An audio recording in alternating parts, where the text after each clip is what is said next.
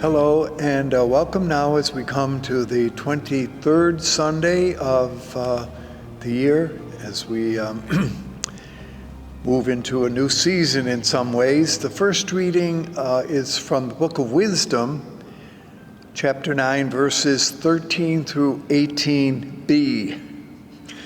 The second reading is from the letter of Paul to Philemon, and we hear verses 9 and 10, and then verses 12 through 17. And the gospel, again, comes from Luke chapter 14, verses 25 through 33. I thought I would begin this time by looking at the second reading, because the letter of Paul written to Philemon sometime around the year 55 of the Common Time, when Paul speaks of the fact that he was a prisoner in the city of Ephesus. Now, we're not sure what exactly Paul means by being a prisoner there. And I also mention this because this is the only time in the cycle of the 3 years that we will get any section from the letter to Philemon, because it is, in fact, one of the shortest works in the New Testament. And it is one of 6 letters which we believe were written by Paul. As you know, we may have talked and spoken on other occasions that although there are other letters attributed to Paul, there is an agreement that some were actually written by Paul and others are what we would call Pauline letters. In other words, they were written in the spirit of Paul, but probably were not written by Paul himself. So again, looking a little bit at the background to Philemon. Now here's the story of this particular letter. And when we say that Paul is what he calls a prisoner in Ephesus, he is writing to a man named Philemon, who was a slave owner in the city of Colossae. Now, Colossae is part of what are known as the 7 cities of the, if you want, western end of Asia Minor. And whether or not Paul actually visited there, we're not sure, but he may well have. So what has happened is that a slave owned by Philemon has escaped and has come to where Paul is. And so therefore that makes the slave a runaway.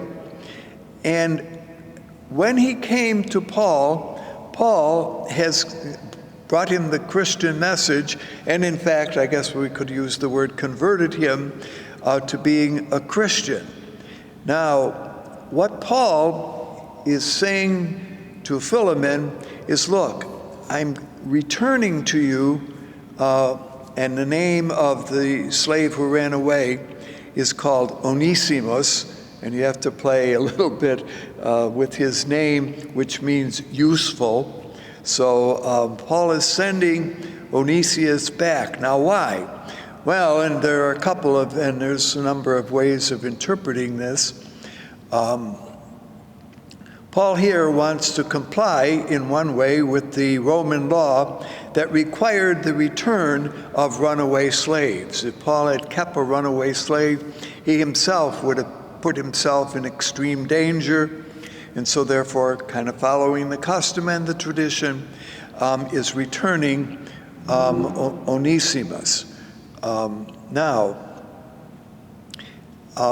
What Paul in effect says in this little letter to Philemon is that by the fact of baptism, in effect, I have become, interesting understanding here, kind of a father to Onesimus. And Paul writes here, I'm sending to you my own heart. Now, therefore, and this is what is kind of the issue here, because he has become a Christian, that makes Philemon and Onesimus brothers or children. And therefore they are now part of this new Christian family. So, what is the dilemma, and this is why it's called Philemon's dilemma, it's because what is he going to do? If Paul says, look, if he has wronged you in any way or owes you anything, charge it to my account. This is verse 18 of this letter. So now Paul makes the play, look, I'm sending him back, but what did he do? Did he steal something from Philemon? Was he just seeking to get away? And the whole larger issue, large issue of slavery is sometimes brought up by modern interpreters today. And again, as we have noted on a number of occasions, the understanding of slavery in the first century world was not the same as slavery that later developed when the Europeans brought Afro-Americans to this country in the later centuries. Slavery in the time of Paul, some have estimated that of the whole population of the Mediterranean area of the time, very often at least maybe 1/3 of everyone found themselves in a situation of slavery. Now, slavery does not mean that they were put in chains and in prison. It meant that some people became slaves because it was the only way to pay back debts they had. They didn't have enough money. They didn't have enough any way to earn sufficient funds to pay what debts they had incurred. So what they did was they placed themselves in the service of the one to whom they were indebted, and then for any period of time would work until that debt was paid off. So often these slaves were household members. I mean, they served in household. Obviously, those who were well off had more slaves than those who weren't. That also raises the question, was Philemon a bit well off? What was his position in the community of Christians that was at Colossae? So when Paul now sends the Onesimus back to Philemon, he is really making the issue of solving this question Philemon's, not Paul. Now you might argue, well, why didn't Paul argue against the whole idea of slavery? And we find no indication throughout the New Testament writings, nor do we find Jesus ever saying anything about ending slavery. So that certainly might be an issue that we wish had been developed, but that was not the way in which customarily things were understood and practiced in the first century world. So, and by the way, if, as I mentioned, Paul had not sent Onesimus back, well, then he himself might have been in danger. So, what is Paul in effect saying to Philemon? Look, we are all brothers in Christ. Don't we all owe loyalty and to one another and to the larger group? Now also, keep in mind that if Philemon had said, oh, all right, I forgive Onesimus, and he can be free now and do what I release him. Well, what about the other slaves who were part of both Philemon's household and perhaps other those who had accepted Jesus, Christians? Well, then everybody should, if you become a Christian, should be freed, and because you're considered a brother and therefore you don't owe the debt anymore. Well, now wouldn't that bring chaos not only to the relationships that develop between slave owners like Philemon, or with regard to the Roman society. Would Roman law therefore be threatened if you became a Christian and you no longer had to be a slave?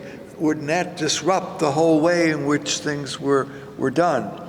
So when we think, it was an easy way for Philemon just to say you're forgiven and let's move on, those were the implications that would affect how things were going to be taking place, not only in Colossae, but also in other places around the Mediterranean world.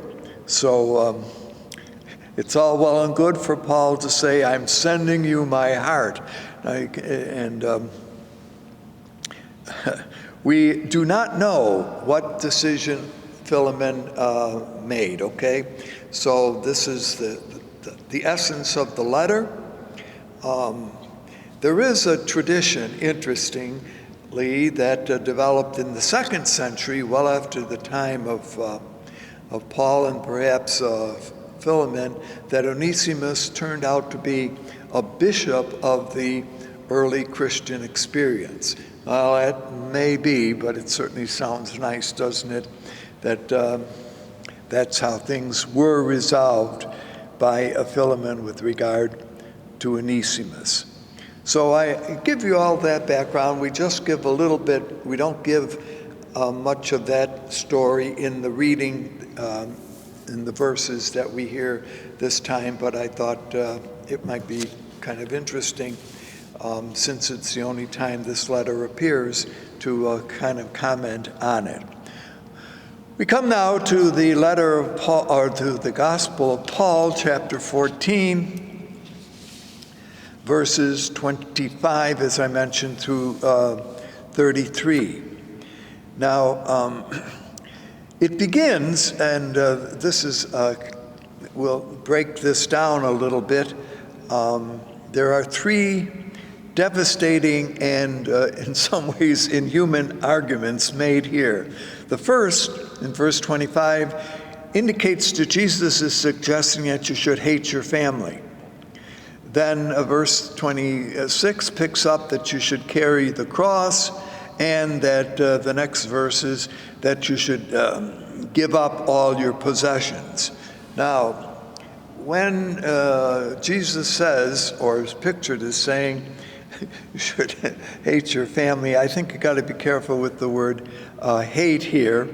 That isn't real. What is being asked here on the part of Jesus' teaching is that the priority that the believer has belongs to the new family that Jesus has created, and that the allegiance to family that certainly one grew up with, keeping in mind that in the world that they lived in, there was a tight-knit nature between families. In fact, you remember that the ideal marriage partner in this world was a first cousin, that there was a very strong relationship that remained between father and son and his family.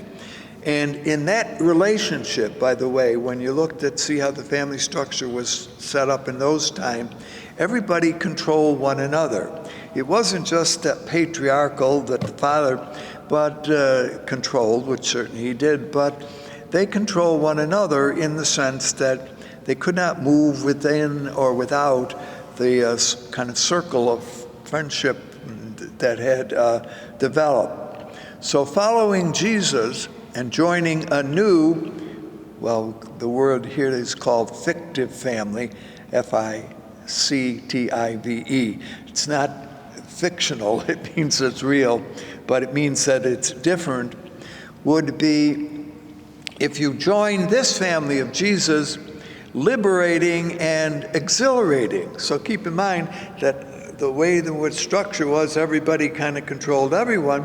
When one joined the family of Jesus, one was free from those kind of bonds, and therefore enjoyed a kind of freedom that one had not had before and might experience. So I mention all of this because we might not have noticed it. Now, the new family, and this is what, of course, we've spoken about before, and just to notice again, the new family transcends the normal categories of birth, class, race, gender, education, and economic and political status. So all of those kind of things work to keep you kind of in place. But now in this new relationship, it's very liberating, but it also is going to cost division if when you give up your social network that you have become accustomed to.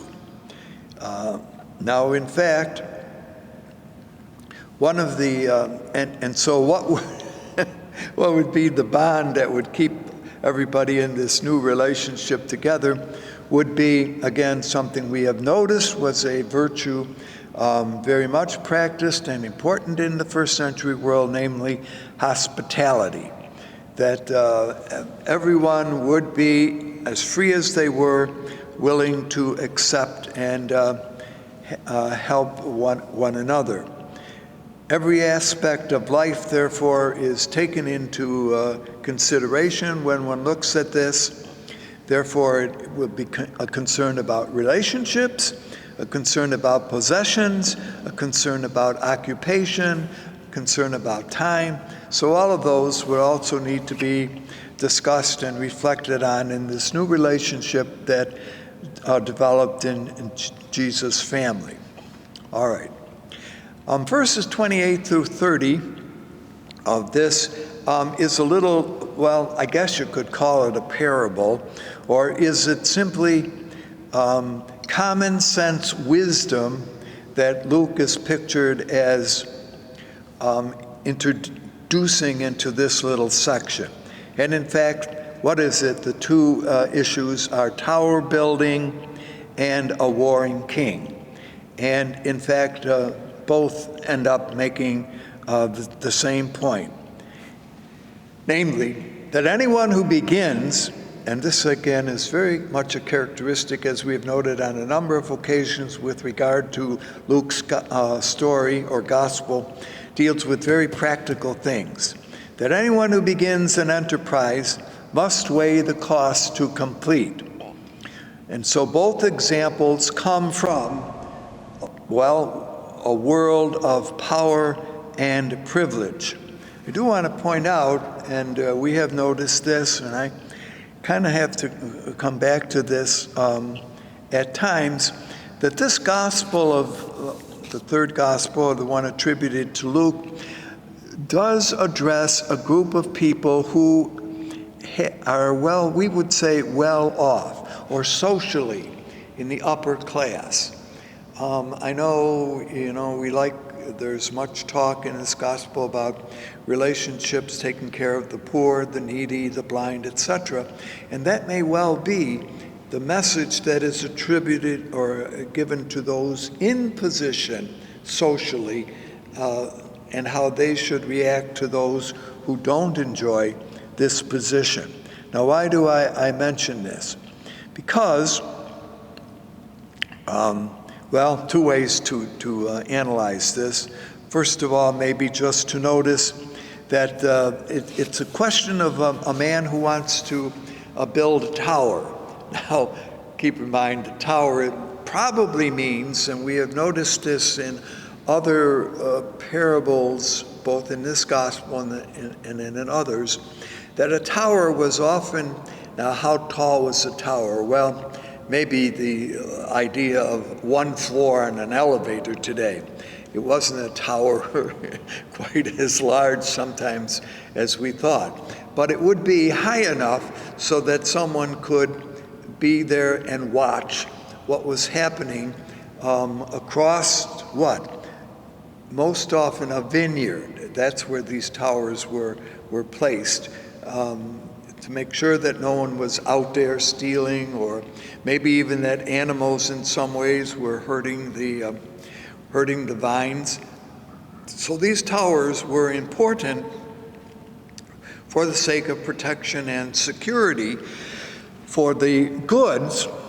And after all, the vineyard, or even if it wasn't always necessarily a vine arrangement, the possession, if you want, of the owner.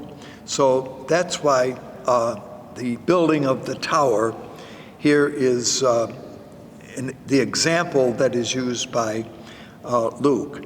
The other is a king who is going to war. So again, but the point about the king is he would be in a position of power. So notice that both the landowner and the king have privilege and power. Now, what does the parable say? Look, a guy starts to build a tower. Then, as he is doing it, he runs out of funds or runs out of the ability to complete the tower. Why would he, the question would be, why would he have started this in the first place if he didn't have the means to complete the work? Well, he should have, and this would have required prudence on the part of the landowner. Tower building, although I said they weren't so high, sometimes in the possession of wealthy landowners, there was more than one tower. They tell the story that Herod, that is Herod Antipas, built 3 towers in fields around the city of Jerusalem and then named them. He named one of them after his friend Hippicacus. He named another after his brother Pagel, and he named the third after his wife Marianne. So we do have a little bit of history of people who built towers, and that may also be a bit of the background that Luke was aware of as he developed this particular, let's call it a little parable. And the failure to complete the tower, of course, would what? Bring shame to the guy who, how would he look? And, particularly the other under social class would laugh and say, he started something and he couldn't finish it. See what honor that brings him. So, and the fact is that he built that tower.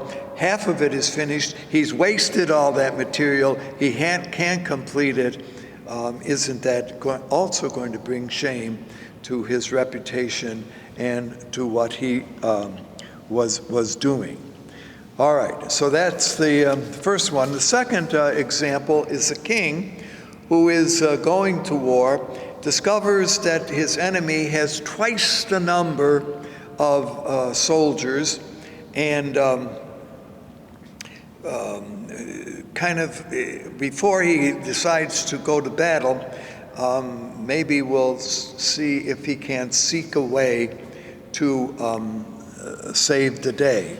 Now, what is not said here, and so we might expand this just a little bit in our reflection here, is whether or not when he wants to sue for some kind of an agreement with the larger army or the enemy who comes to him, and keep in mind, with twice the number of soldiers, whether or not he calculates the cost, such as the loss of life that would happen if he sends his soldiers against the 20,000 here who are coming against him. The loss of life not only of some of his own men, and perhaps a number of them, but also the loss of life of the soldiers who were coming against him. What is not brought up in this discussion, and these are some of the concerns that those who kind of analyze this story a little bit say, Did he really consider the effects that it would have on women and children who are left raped and orphaned as a result of this invading army taking over? What about the devastation to the land?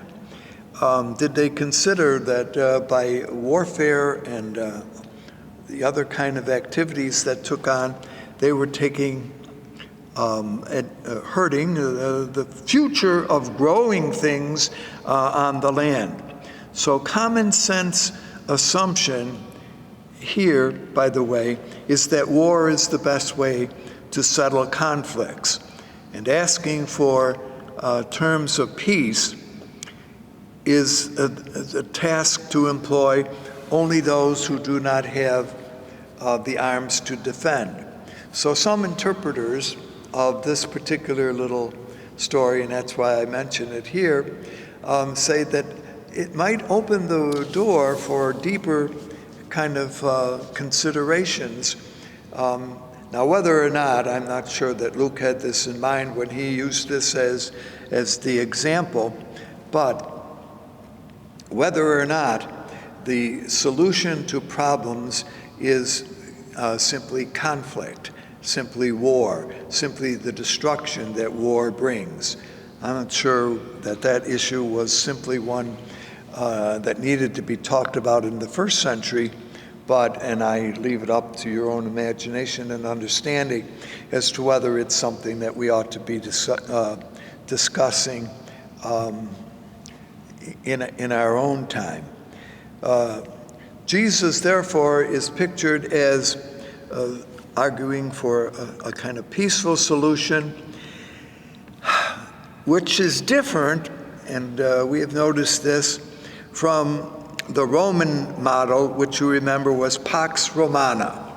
Well, the idea of Roman peace was not exactly the idea, certainly, that Jesus and the developing Christian communities were invited to have.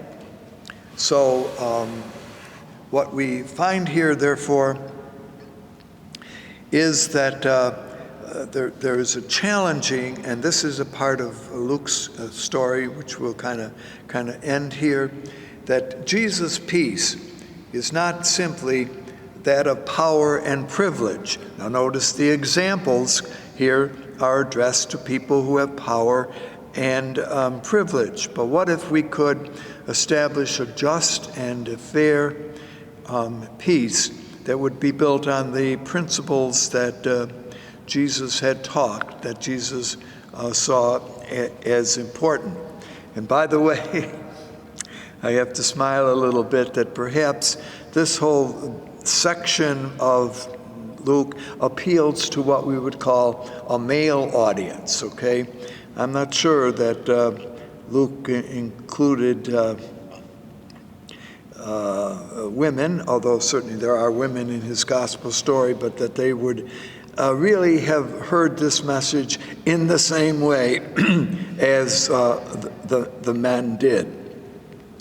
So all of that might be part of the message here of Jesus this time in saying that, one must give up all one's possession and to carry one's own cross. Well, I did not mention too much of this, and we'll kind of leave this, but keep in mind that carrying the cross of Jesus could be an economic cross, okay?